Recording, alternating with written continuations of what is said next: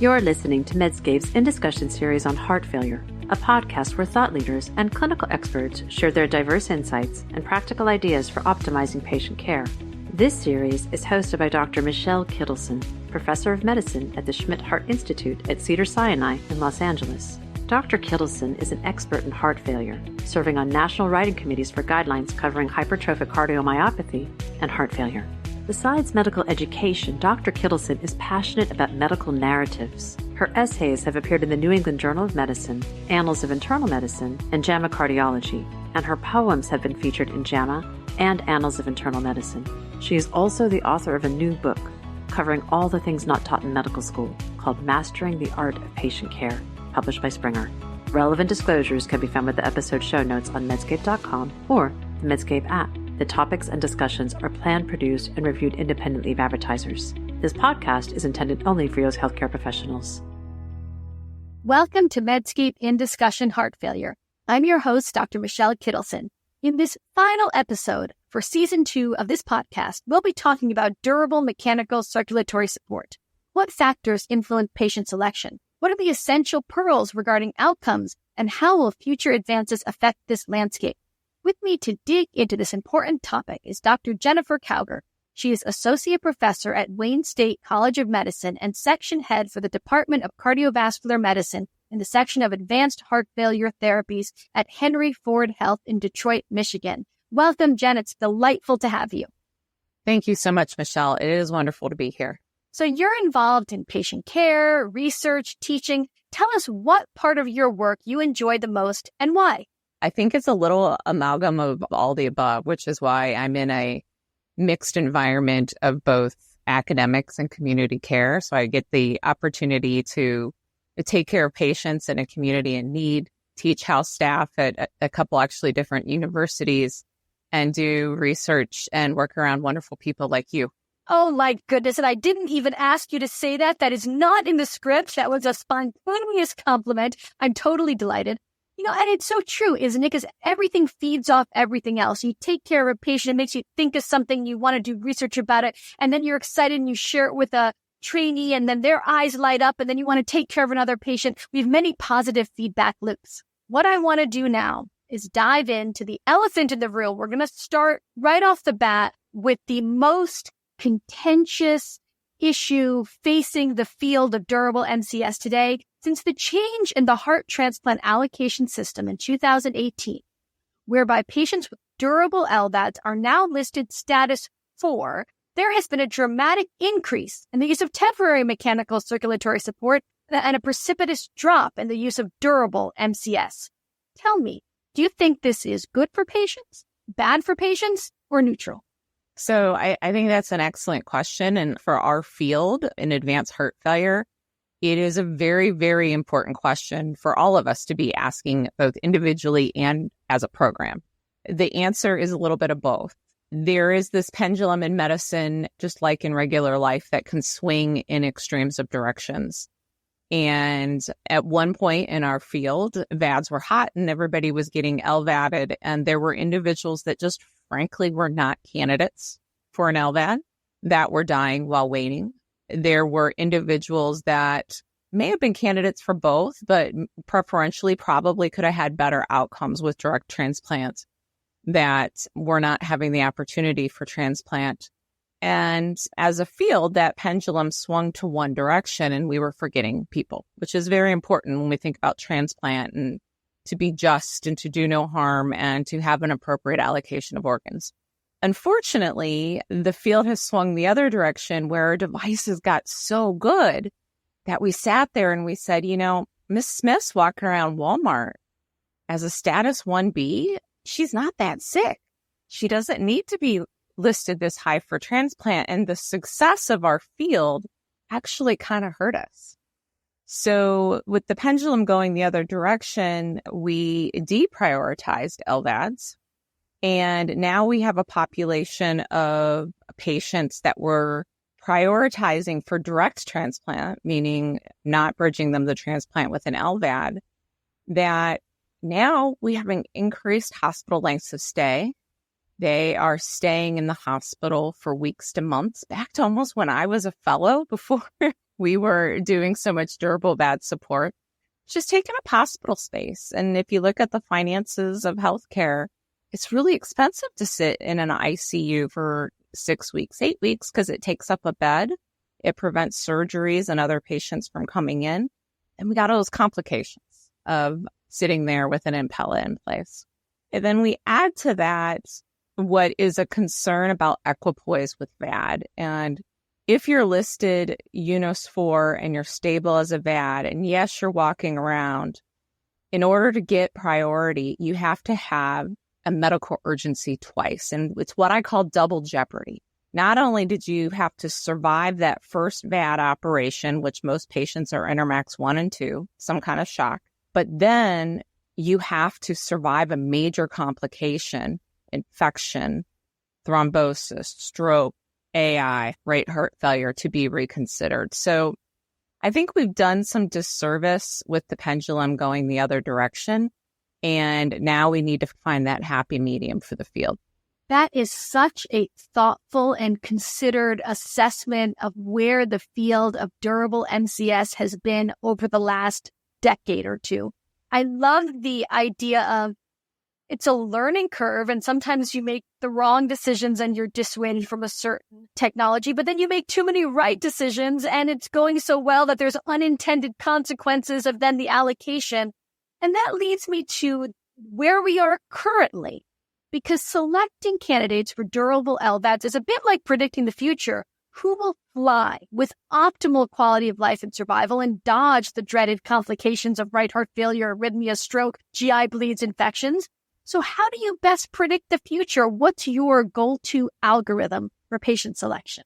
That's a very, very hard question to answer, but I think it gets down to really a patient-specific algorithm. There's no risk score that's going to tell us what is better for Miss Smith versus Mr. Smith. The things that factor into my mind are age. So what are we talking about total life years? So I don't know if you're aware, but 1 year after heart transplant in the U.S., survival is 92%. 1 year after LVAD transplant for a young patient, survival is 92%. And certainly in the short term, out to 2-3 years, survival of VAD and transplant are overlapping. Now, that is not to say necessarily that quality of life, which is very subjective, is overlapping with VAD and transplant. And that's not to say that survival at 10, 15 years is the same.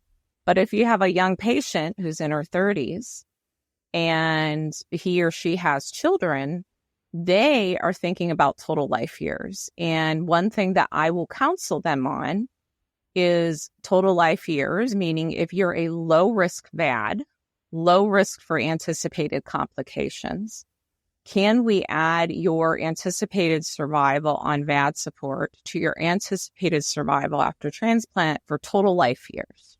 On the other hand, if you've got a ARVC cardiomyopathy with a heavy RV component, VT, no matter if you're young or not, that may be a higher risk patient to have this discussion about total life years inclusive of VAD. So one needs to step back and think about survival on VAD, survival of patient phenotypes, which is heavily driven by patient age, their Intermax profile, and their preoperative comorbidities. And then we need to think about survival after transplant. If you have a patient who had breast cancer and some PRAs, maybe having them at prolonged risk of immunosuppression within that 5-6 year window post-transplant, maybe you want to give them a little time. So these are the patient-centric factors that I think we all need to fit into our decision tree on what the optimal therapy is. There's many reasons I love that answer. The first one is that artificial intelligence will never replace us, Jen. There is no algorithm. There is just clinical experience of figuring out this patient, will they benefit from even that time with the LVAD, that rehabilitation process of the time they'll wait for transplant and the quality of life of being home with their family as opposed to stuck in the hospital at risk for sacral decubitus ulcers. I think all those factors have to come into play, as you noted, the demographic, the comorbidities, the cardiac structural factors that make such a difference. But only part of it really is our decision when we decide medically that a durable LVAD is the right approach for this patient. But there's also the shared decision-making. So tell us your approach to how do you prepare patients for what life with an LVAD will be like? I think for our field and for all the trainees out there, this is the art that as you work on your scripts of life and discussions with patients, this is one of the things that I am constantly fine-tuning and honing, because my outlook on life and my opinions on what quality of life is probably very different from somebody down the road. And then we're going to ask a patient to picture themselves living on an artificial heart pump that they've never heard of, they've never seen. They really don't know what life is like after. And they think, gosh, I'll never be able to shower. But yet we know that there's this thing called response shift that occurs after, where once they're living on an LVAD, they're like, I was so worried about not being able to shower, but just the fact I can go to my granddaughter's volleyball game, showering's no big deal. On the other hand, there are those patients that are so anxious and just maybe physically that bodily experience of not feeling comfortable in themselves with the driveline. That's a very different experience that may impact their quality of life in a way that no quality of life score is designed yet to really look at. So what I do is I really sit down, and you have to pull the chair up to the bedside and ask the patient what is important to them. What did they want to get out of the next 5 years? Show them the pump, tell them the limitations of device therapy, discuss the benefits of device therapy. And then you follow that up with transplant. And transplant early on, even with fewer biopsies, has its own complications, right? Immunosuppression, lots of lab draws, mood changes, all that stuff. So I go through that individually one by one. And then after that, we talk about survival. And we all go through medicine and are very good about understanding math and what percentages are and probabilities. And to talk about that with the average patient, who, by the way, is sick and tired and stressed out.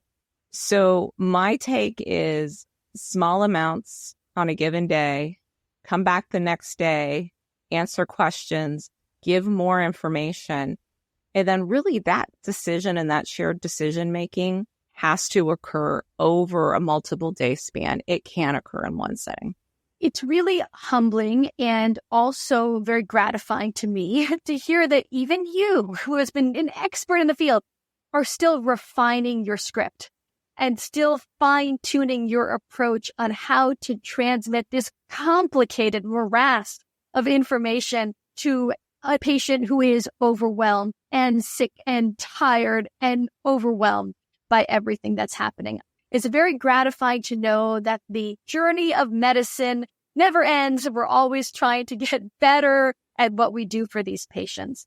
And I think you brought this up very beautifully, how we've come so far in the world of LVADs to not just in patient selection, but in the devices themselves. If we think of where the HeartMate XBE was compared to where the HeartMate 3 is now, it's remarkable how much better patients can do with these newer pumps.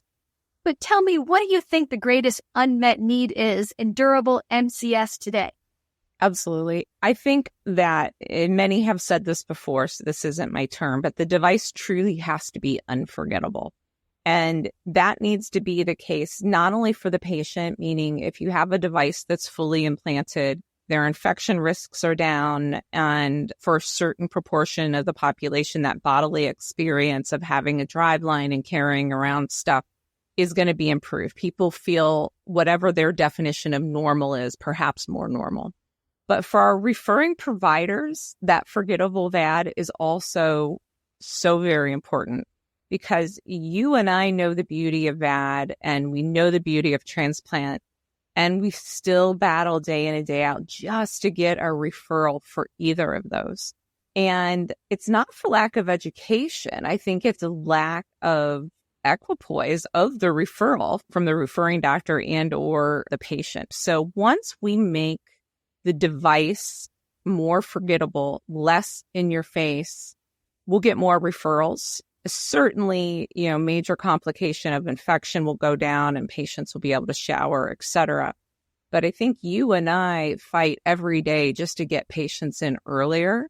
And that, I'll be a Herculean change, right? Not saying that's an easy change that we're going to meet by fully implantable technology. But I think that will have a huge impact on the field. That makes perfect sense to me. I'm sure you've had this phenomenon too, where you have a patient who flies with their LVAD. They're walking around Walmart and feeling great. They're going to their grandkids' soccer games and they're having the best time ever. And it seems like then that referring physician will send you more patients. It's like the patients themselves are the greatest advocates for this incredible technology. And so the more we choose well, the more the patients thrive, the more that'll happen. Because it's almost like now their referring can forget about the fact that they have the LVAD. So I like this. Okay, fully implantable is the holy grail. So how far away are we from a fully implantable, durable LVAD? I don't think we're very near. Let me say it that way. I know we have at least one device that will hopefully soon be under study that includes a fully implantable technology. I think for some of the very close to trial devices that are going to be coming to study perhaps in 2025 or late 2024 and or permutations of HeartMate 3 device, I think we've got a bit to go. The same factors that were faced by the technology 7-8 years ago are the same factors that I hear engineers discussing at the Gordon conference in 2023. And it doesn't seem like we've made a ton of headway. And if I look at this, LVAD requires constant, consistent, persistent energy delivery without fail. We don't have great transcutaneous energy options outside of some TENS units, et cetera, and for devices that require less energy. So it's not a small task. And that makes perfect sense. So we have something to hope for, and we are thankful for all the engineers out there who make it happen. I mean, I never thought when I was going to be a doctor, a cardiologist, I never even think about biomedical stuff. So I suppose we should be grateful for where we are. Hope we'll get further. Now, after all the wisdom you shared with us, tell us what's the one thing you want listeners to do differently after hearing this discussion. The most important thing is we think about our patients and we think about the opportunity for the referring doctors out there just to give your patient the opportunity to hear about what you and I do. And at the end of the day, to hear about transplant, to hear about LVAD as a family member, they're informed. And if that decision is not something I want, then that interview with the patient, whether it's virtual or in person, has really cemented confidence in the referring doctor. And on the other hand, if he or she decides that they want to look at VAD or transplant, that also has cemented confidence in the referring doctor that we've worked together as a team. And then within our own team of advanced heart failure, to look at our field and think about doing what's best for the field as a whole, less fully patient-centric and center-centric, and thinking about how can we continue to strive to get our field ahead. And if we all lift up and try to move towards improved devices and improved outcomes with transplant, then it's a win-win for everybody. We've got a wonderful field ahead for trainees for advanced heart failure. There's a lot of great things going on, and I think it's a great time to enter the field. I couldn't agree more. Now, almost 2 decades in myself, it still is every day the best job in the world. It's very hard to sum up your awesome points, but I'm going to try. I'm going to say number one, when we think about the role of durable LVAD in our heart transplant candidates, I love the fact that you brought up its lifespan. It's not just post-transplant lifespan. It's the lifespan you will have from that diagnosis of end-stage heart failure, and recognize the value of durable LVADs in promoting that quality of life out of the hospital while waiting, when you have the wisdom to have the candidates selected appropriately, and continue all of us, not just all the trainees out there, but all of us in the field, to refine our ability to share decision making with our patients on these very complex issues. So, Jen, I can't thank you enough. I've learned so much from you today. I'm so happy you were here. Thank you, Michelle. It was my pleasure. Thanks for joining our discussion with Dr. Jennifer Cowger. This episode marks the end of season 2. So be sure to check out the Medscape app for past episodes and share, save, and subscribe if you enjoyed this podcast. I'm Dr. Michelle Kittleson for Medscape in Discussion. Thanks for listening to Medscape's In Discussion Heart Failure podcast series with our host, Dr. Michelle Kittleson. Be sure to look for more In Discussion episodes wherever you get your podcasts. Check out Medscape.com or the Medscape app for show notes, links, and more information on heart failure.